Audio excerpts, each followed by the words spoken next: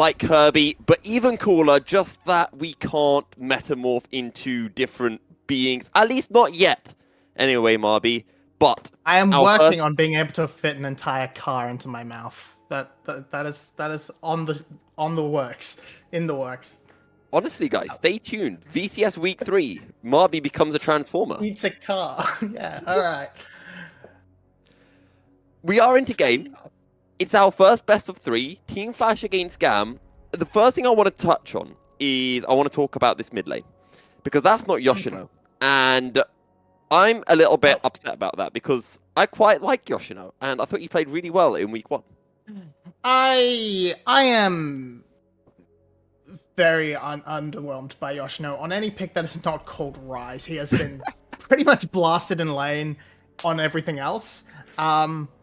Like he's made efforts to move around the map and stuff on like the Guardian and stuff, sure, but he was hitting some pretty pitiful, having some pretty pitiful laning phases within those games. So I definitely don't feel. I think giving No-Go a shot up into GAM, where it's a game where you don't really expect a different result either way, I think that's absolutely fine. Try and make sure that one of your actual mid lane players get some reps in. And across the board, I think it's going to be very interesting. He's going to have a pretty comfortable time early on up against the Yasuo from Cardi, because this Diana Yasuo, it can pop off, but it's not super strong pre-6. So we're looking to Flash to really try and make things happen. Ikigai in particular on this Hecarim. See if they can get the good wraparound ganks, try and make it difficult for the mid laner, because that is going to be the biggest damage source as the game progresses.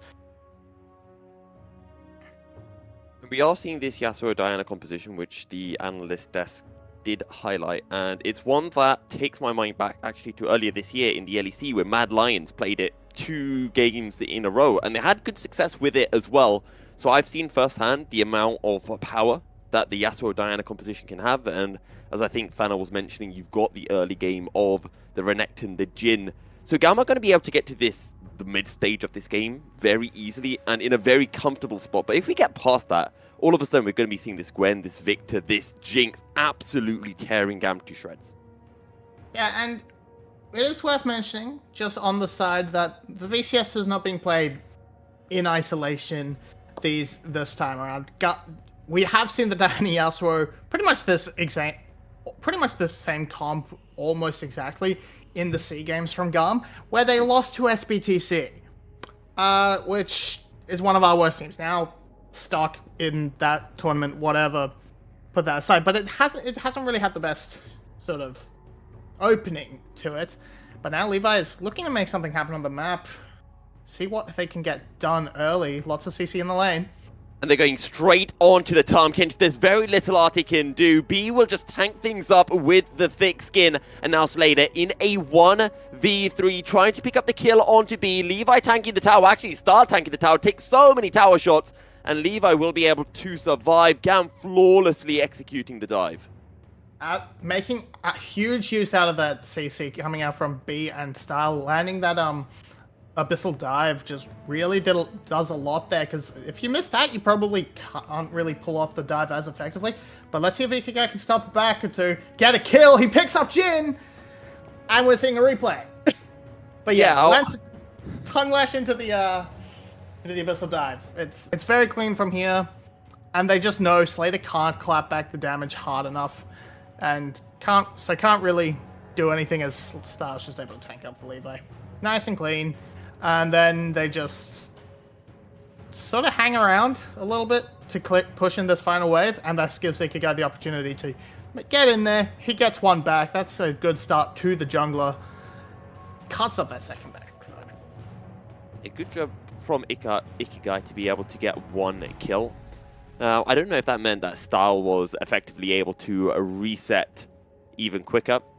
Now, I want to touch on this top lane, because I'm going to make a sweeping statement, Marby, and you're either going to agree with me or more likely disagree with me. I think these are the 2 best top laners in the league right now.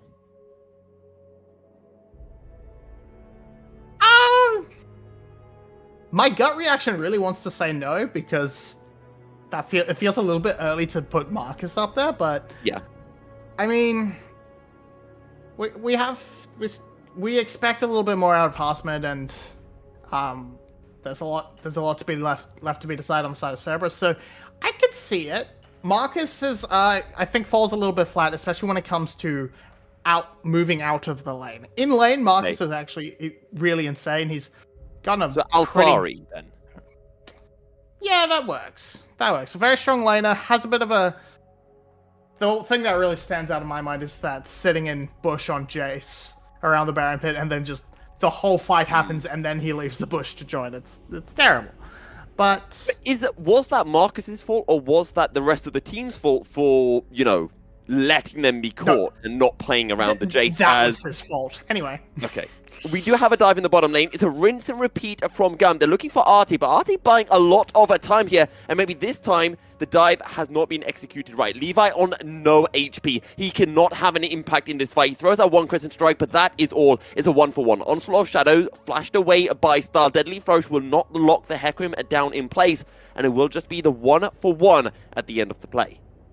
Yeah, and they do manage to sort of fix the dive. Ikigai's in a good place to collapse, and it's not juggled as well. They aren't able to finish off the Nautilus quite as quickly. But we're seeing it doesn't amount to much. It's a bit of gold onto Ikigai. This Hecarim being fairy fed, and they might be able to. Well, they force the teleport out of Cardi as well as the flash. So this mid lane that was and still is sort of going in Carti's favor. As we just see here, they start with Style tanking the tower, so he can't really inject that initial amount of burst because he doesn't want to tank those tower shots. So it slows the play down. Levi ends up taking the tower as well. That's what screwed up the dive, and especially Ikigai being in position just to seal the deal. As we were just praising Marcus. He had a CS lead against a Renekton as well. Yeah, he appears to have been solo killed though. Yes. That's not good. That kind of puts a damper on things. Let's see what happens here, because we saw a little bit of Marcus trying to... okay, so that hook looked weird, but I think it just hit a wall rather than the Renekton. Yeah, we saw Marcus trying to put the pressure down with the needlework. Doesn't happen, and Kiai is able to capitalize and punish. So this is going to be a bit of a good lead for... And oh my god, Style, you have made a mistake.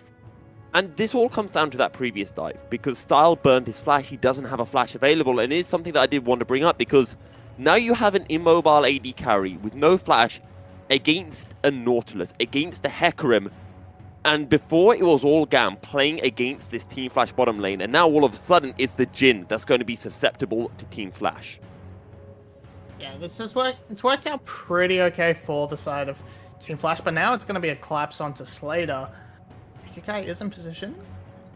Oh, Slater's trying to hide behind the minion so he doesn't get hit by the tongue lash. That's a lot of time being bought by Ikigai. Slater has to be careful. Abyssal dive coming through. B just flashes in, picks up the kill on Slater. Nothing Ikigai can do to stop that. Oh, no. Good devour, spat out under the tower. And Style picks up the kill. 3-2 on the Jhin. And Team Flash overextending is Slater. Now we've got to dive towards the top side of the map. What can Marcus do? The Moonfall is dropped down. Levi will tank up one more tower shot than he would like. And Marcus could potentially turn this around. GAM trying to proxy farm. The Super Mega Death Rock doesn't find the kill, but Marcus will. Kiaya pulls one back. It's a 1-for-1 in the mid lane. Chaos Storm drop down. Team Flash pick up another. And who comes out of all of the kills on top? I don't quite know. So across the board, it's a 1-for-1 in the top lane, a solo in the mid lane, and a 2-for-1 in the bot lane. So it's fairly even across the board. But I mean, we got to go back to that play from B. It was disgusting, and it doesn't stop Style once again. Another dredge line. Is it available? Does Slater just run him down? Zap picks up the kill. Artie will sacrifice his life, tanking up the tower shots, but Slater, well, he's slaying the GAM bottom lane right now. It's got a 10 CS lead over this Jhin as well. Yeah, so we're going to see the mid lane 1v1 here, and what actually occurs? So do we see it's just a lot of damage. Dodges all the dodges the shockwaves. I think there was an engage on the ultimate, but it didn't actually end up doing that much damage to No-Go. Just a poor decision making from Kati ends up backfiring horribly. But GAM, finally, after 10 minutes and 14 kills, or close to 11, they're going to finally go, we need to take an objective, I think. They did pick up the Rift Herald as well. I will say that did happen. So they do have these 2 objectives, and now they're going to transfer that into the bot lane, free up Style, so he doesn't have to keep, getting ganked over and over again by Ikigai, claim this first tower, and really work into these 2 side laners that they have set up in the Yasuo and the Renekton. Rift Herald dropped in the bottom lane. It picks up a tower 11 minutes and 30 seconds into this game. And despite the kills being relatively even, GAM find themselves at 3,500 gold on top. Onslaught of Shadows in the mid lanes finds the delivery onto Kati. Where are you gonna go? You can try to slide your way through the minion wave, but you will fall nonetheless. Meanwhile, in the bottom lane, that is the inner tower down as well.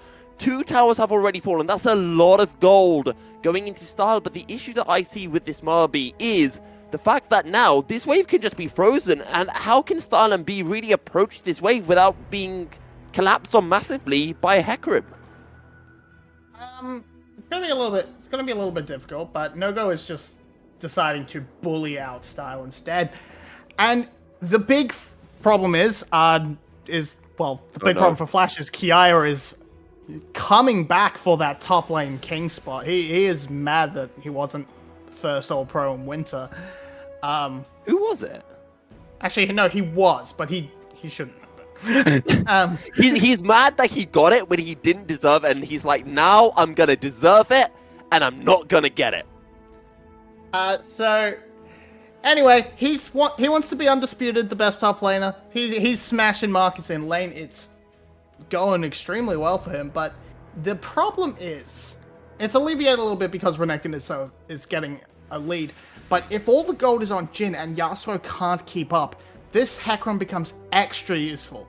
Hecarim's big advantage and why we're seeing a lot of pick is it's really good into these long-range comps because it has that guaranteed backline access. That's just all she wrote, really. Unless we see No-Go just delete Style here. So what No. happened? You just dropped down What the are kills we a bit? watching? Oh. Actually, observers are smurfing. Oh. That's just Unfortunate. not fair. Just don't show us that. Don't get our hopes up. Would have liked a bit of slow motion, zoom in on the Jhin as it lands, big explosion, fireworks. Point is, but yeah, the Hecarim has the easy access to the backline. That backline is basically only Style, and if the front line of Yasuo, Renekton, Diana can't really pick up the slack, the Hecarim's ability to just jump in, delete the or remove the Jhin from the fight through either killing or just getting him low and forcing him out can really ruin GAM's team fighting capabilities. Okay, and actually, Yolway pointing out that with that Jinx rocket, after it landed, Sal then used his Gale Force in an attempt to belatedly dodge it. Now, B has to be careful because that's a flash dredge line coming in. Slater here as well. Deadly Flourish. Slater able to sidestep, throws out the rocket, picks up the kill. Now a teleport, but it's going to take Cardi straight into the gravity well. He's forced to flash away. Can Team Flash look for anything more? No, they can't. They'll just take the kill and they will walk out with their winnings. Yeah, but it's just gonna keep going as the curtain call opens up. This shouldn't amount to too much unless... Oh! The good dredge line now, the teleport coming through from the side of Team Flash, but Kiaya on the flank, trying to get in, trying to find the damage. Carti low, Levi is burning down, ticking down, and it's all going the way of Team Flash. Artie on the run, Star flashing forward, able to pick up another kill off the backside, but now it's a 3v2. Kiaya trying to run away, Marcus on the hunt. What can Ikigai do? Nothing more will come through. And overall, it is a 3-for-2 in favor of Team Flash. The first kill went the way of Team Flash, and then the 2v2 in the follow-up fight. Oh, but... Marcus Yeah, I think Marcus dies here. He's been devoured, he's been gobbled up, he's been regurgitated. Now on the run, Ikigai could look to try to come and help out his top laner, but he said, nah, mate, you've entered this. Over the wall goes Marcus, sidesteps the deadly flourish. No way Marcus survives from this, but somehow he does. He's just sent all of GAM on a wild goose chase. They try to give it to Style, but he has to reload, so he can't actually finish off that kill. This is the second part of the engage. B is already dead, and it sets up the Diana Yasuo combo happens, but they all clump up and it sets up a beautiful ultimate from this Hecarim. Gets the three of them, completely removes the mid jungle duo, and then yeah, Marcus just he's a little bit hypey. He picked up a double kill and he wants a little bit more, and he really shouldn't have. It's a miracle he gets out, and actually he just gets out of vision. You know what I think it was? Speed on the Jhin. I think Marcus knew Team Flash they want to fight again, but he realized that B's Devour is such a huge ultimate, he needed to get rid of it. And that's exactly what he did. Possibly. But we're seeing that is almost back off cooldown. Rift Herald has been summoned in the mid lane, and we're seeing Marcus and Ikigai on the flank. Veil Dredgeline, it will not land. The Rift Herald charges it, and now there's no tower to help Team Flash defend Moonfall. Into the last breath, but Ikigai is here, and down goes the Yasuo. Marcus on the back line, he's able to find a kill, and Slade is just throwing out the rockets. Kiai desperately trying to get onto no-go, but it is a no-go play for GAM. B, the only member left standing. Slader excited, Slader hunting. Can he land a zap? Marcus over the wall, and now there is nowhere for the River King to go. Sidestepping the tongue lash, the zap will land. The Toad has been slowed. Marcus on the hunt. Slater lands another zap, and it's just B running desperately for his life, but he will find no survival. He will fall. Marcus picks up the kill. It is a clean ace for Team Flash. Being able to convert this win into some tower damage, at least they still aren't able to pick up these towers. They haven't grabbed a single one, and because of that, despite everything, GAM is still in the gold lead, having picked up 4 for themselves. There's one coming back finally for the side of Team Flash, but that's a lot of gold back. They picked up a dragon as well. Yes, they did. I remember seeing that. But yeah, we see here it starts off Artie getting a 3-man knocker. But Marcus is just in the back and able to completely assassinate Style. That ultimate from Tahm Kench, not actually up, so he can't do anything about it. Perhaps the big brains were in play from that first one. And yeah, it's just nothing can be done. Ikigai gets another fantastic ultimate in the front line. They get cleaned up by Style. It's huge on the Jinx with the Kraken Slayer Runans. This is coming out very positive looking for Flash.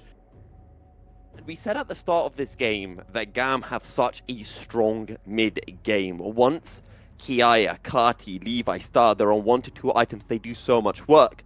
But once we get past that phase, we start to get to the later stages, 3, 4, 5, 6 items coming in.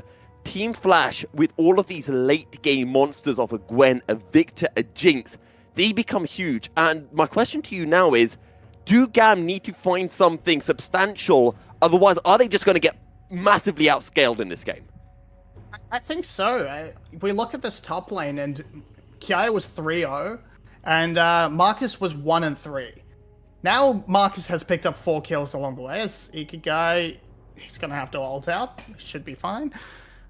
And yeah, since then, Kiaya has picked up a kill and an assist, but it's not much as the fight kicks off again. The call has been dropped down. Kiaya, low, Levi taking that to half health, but he's already got the kill on to Ikigai. GAM now chasing on to Artie, but Levi is just going to get taken down by Marcus. And it means it is a 1-for-1. Both junglers down, and now Marcus, he set his sights on Kati. Kiaya and B are here to protect their mid laner, and Team Flash cannot aggress anymore. But as we said, Team Flash outscale. They are happy to take these 1v1s that are stalling out the game. I mean, honestly, this is... Hold on, that's a pick onto Artie.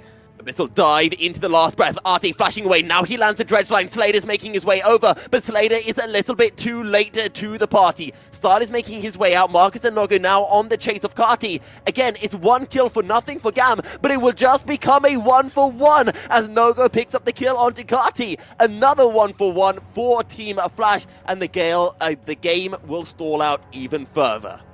That first initial 1-for-1, overall, I thought this is actually a win for GAM. You pick up a big shutdown for Ikigai, onto Ikigai, and the gold goes onto your Diana. That can set up your big wombo combo extremely well, but it trades off, and you've wound up getting more kills over to the Victor, onto the Gwen, and that second part only cost you your support, who is already, let's be honest, he's fairly far behind. He's not worth all that much, is Arte. But he's dying for his team, and his team are making the use of his sacrifice. So we're gonna see a push in the mid lane. If they can clear this tower up, which they are not going to be able to, being able to break open a tower, any tower, please God, Flash, find an opening, that gives you so much more control, because we see GAM is the one able to make the aggressive plays because they have all that map control through the mid bot side. Because there are no towers for Flash to work with. They're trading Dragon for Baron, but this is a risky call.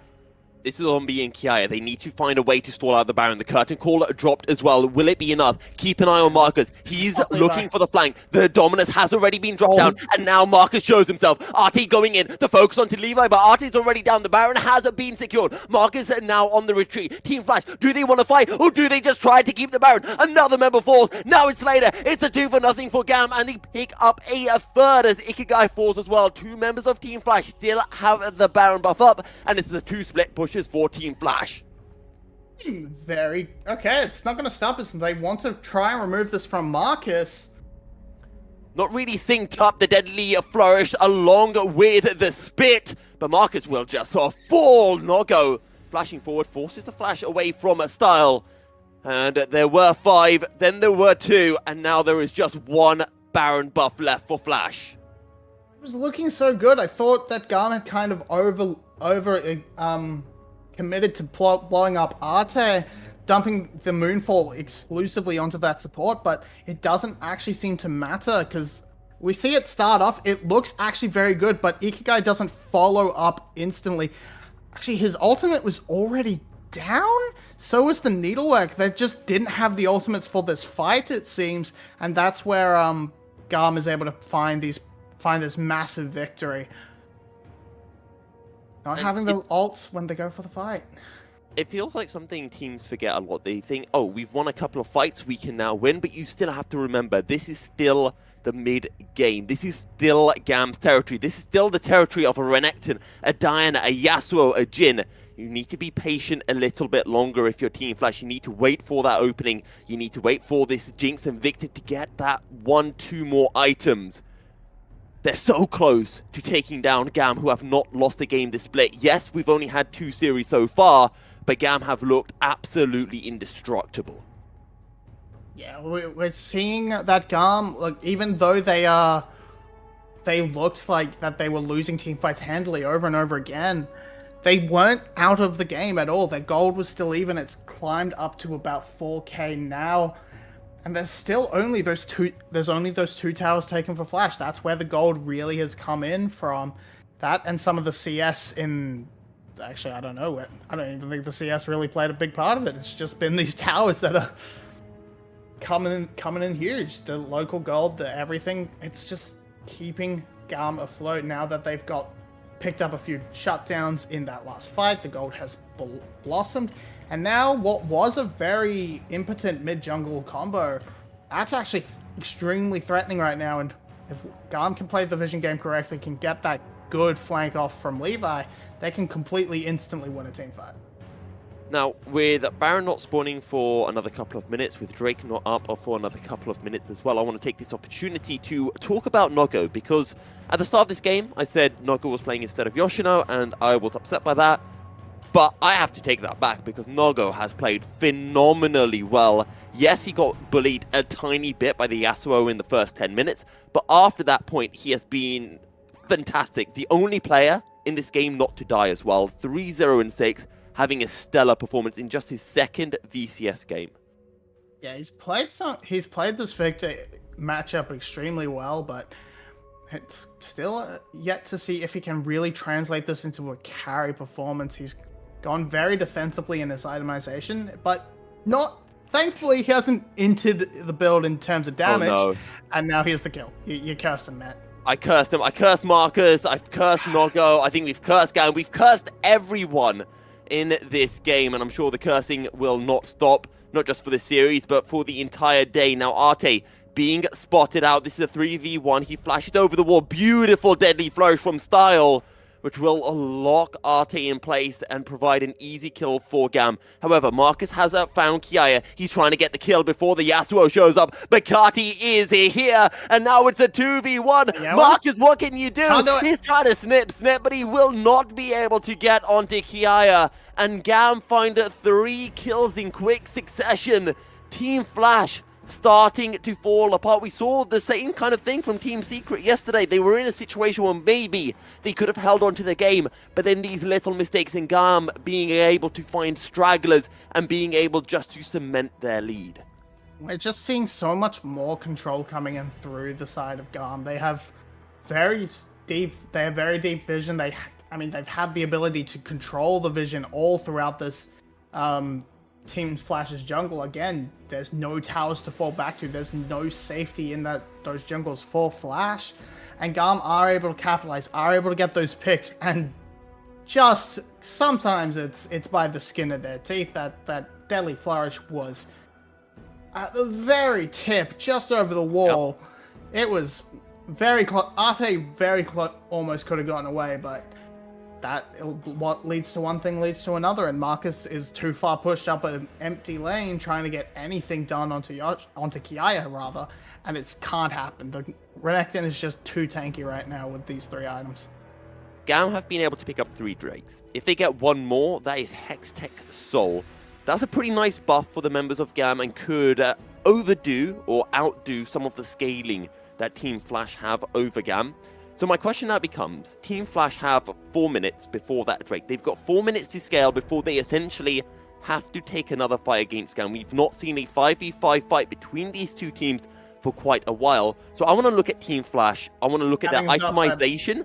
Okay, we've got a teleport coming in. This is very aggressive from Marcus. He's in a 1v4. Artie misses the dredge line. Marcus going golden. Kiaya teleporting in on the flank. Team Flash on the back of foot. The Flame Chompers have been dropped down, and that stops GAM from pushing any further. Baron is up, and GAM now have control over the river.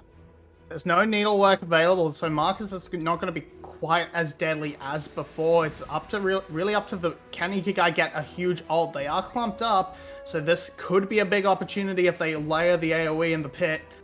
Dredge line dropped down. The Baron has been secured, but Flash got the previous Baron and they lost the fight. Will this be the exact opposite? Ikigai, he still has the Onslaught of Shadows. The Moonfall being dropped down. The Onslaught of Shadows is only used onto Levi. Surely that's a bad decision. Kati low, Levi low. Everyone is so low. It's a 3v3.